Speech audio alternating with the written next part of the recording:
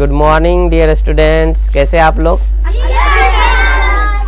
My self Nandan Kumar, CKSR make you quick star YouTube channel पे आपका हार्दिक स्वागत करता हूं।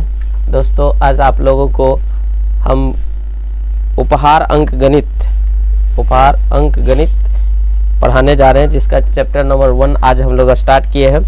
उसमें पहले जो फार्मूला वाला सूत्र है, उसमें बीज गणित के कुछ फार्मूले हैं, उसको हम लोग देख लेते हैं। बीज गणित का फार्मूला है पहला, देखिए गुना से संबंधित फार्मूला है।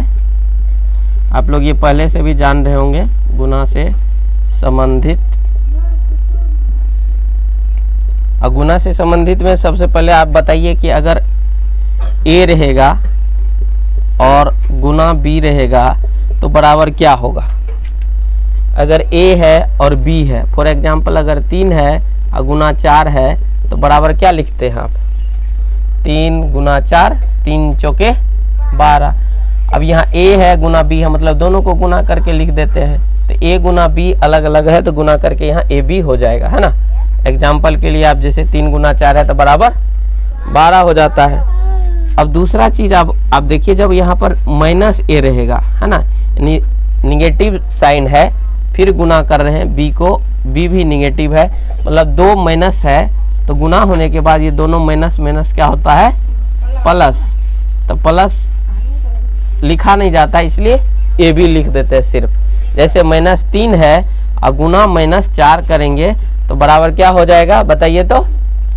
-3 गुना -4 बराबर -12, न माइनस नहीं +12, क्योंकि माइनस माइनस दोनों मिल करके गुना में प्लस हो जाता है, तो इसलिए +12 हो गया। और प्लस हम लोग सिंबल नहीं लिखते हैं। तीसरा, अगर आपको इस तरह का दिया रहे, एक रहे प्लस में, जैसे A है प्लस और गुना एक माइनस में B है माइनस, अगर ऐसा रहेगा, मतलब एक धनात्मक और एक ऋणात्मक, अगर इसको गुना करेंगे तो माइनस हो जाएगा AB, है ना, क्योंकि एक निगेटिव संख्या है, मल्टीप्लाई करने के बाद निगेटिव साइन लगेगा। दोनों निगेटिव था इसीलिए यहाँ पॉजिटिव हो गया, दोनों पॉजिटिव है तो पॉजिटिव ही हुआ। तो A गुना -B करेंगे तो क्या हो जाएगा?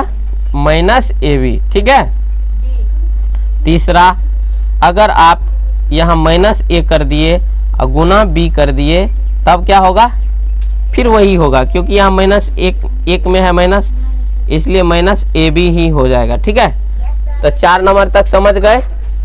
इसका एग्जाम्पल अगर आप देखेंगे, एग्जाम्पल जैसे 3 है गुना है -4 तो बराबर क्या हो जाएगा?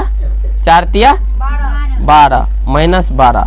यहाँ पहले वाला को निगेटिव किया, दूसरा पॉजिटिव है, तो 3 चौके 12, पीछे इस माइनस की वजह से यहाँ माइनस हो जाएगा। अब आपको ध्यान रखना है, 2 धनात्मक संख्याओं का गुणनफल धनात्मक होता है, 2 ऋणात्मक संख्याओं का गुणनफल धनात्मक होता है। 2 ऋणात्मक रहेगा तो, लेकिन अगर उसमें से अगर एक ऋणात्मक है तो क्या होगा? ऋणात्मक के चाहे पहला हो कि दूसरा हो, एक निगेटिव संख्या से अगर दूसरे पॉजिटिव संख्या को गुना करेंगे तो निगेटिव ही होगा, ठीक है। और 2 निगेटिव संख्या है, उसको अगर गुना करेंगे तो 2 निगेटिव मिल करके पॉजिटिव हो जाएगा। इसको थोड़ा सा आप पहले से जान लीजिए कि प्लस है और गुना कर रहे हैं प्लस से, तो गुणनफल में प्लस ही होगा, मतलब दोनों प्लस है तो प्लस ही हो गया। दोनों माइनस है और गुना माइनस गुना माइनस है तो 2 माइनस मिल करके भी प्लस से होगा। लेकिन अगर यहाँ पर एक माइनस है और दूसरा प्लस है तो माइनस, पहला वाला प्लस गुना दूसरा वाला माइनस तो बराबर माइनस। ये शॉर्ट में आप इसको भी याद रख सकते हैं। 2 धनात्मक संख्या को गुना करेंगे तो धनात्मक होगा, 2 ऋणात्मक संख्या को गुना करेंगे तो ऋणात्मक होगा, एक ऋणात्मक दूसरा धनात्मक संख्या को गुना करेंगे तो ऋणात्मक होगा, एक पहला धनात्मक दूसरा ऋणात्मक गुना करेंगे तो ऋणात्मक ही होगा। अगर कहीं पर भी आपको एक माइनस है तो वो क्या हो जाएगा? ऋणात्मक। लेकिन अब इसको और भी देखिए, इसमें कुछ सवाल आपको और देख लेना क्या है कि जैसे मान लीजिए कि यहाँ पर -2 है गुना -3 है और गुना -5 है, बराबर क्या होगा? अगर आप इसको अगर नियम से देखेंगे तो ये 2 को 3 से गुना करेंगे, दोनों माइनस माइनस है तो प्लस हो जाएगा 6, और 6 को 5 से गुना करेंगे तो 6 पंचे 30, और पीछे जो ये माइनस ए को बचा था उसी कारण ये हो जाएगा -30। और इसके बाद अगर आप देखेंगे -2 है गुना -3 है गुना -5 है और गुना माइनस मान लेते हैं कि आपको फिर 2 ही है। अब गुना करके बताइए तो कितना होगा? 3 दूना माइनस माइनस प्लस, और 6 पंचे -30 हो जाएगा, और फिर -30 को 2 से गुना करेंगे तो +60, क्योंकि ये माइनस माइनस प्लस हो गया, ये माइनस माइनस प्लस हो गया। तो जब आप देख रहे होंगे कि सम संख्या में माइनस रहता है तो वो क्या हो जाता है? प्लस, क्योंकि जैसे एक माइनस ये है, एक माइनस ऐसे हुआ तो माइनस माइनस कट के क्या हो जाएगा? प्लस। तो लेकिन जब अब जोड़ा बार रहेगा तब ना, 2 बार रहेगा, 4 बार रहेगा, 6 बार रहेगा, 8 बार रहेगा, 10 बार रहेगा, तो उसमें क्या हो जाएगा? प्लस।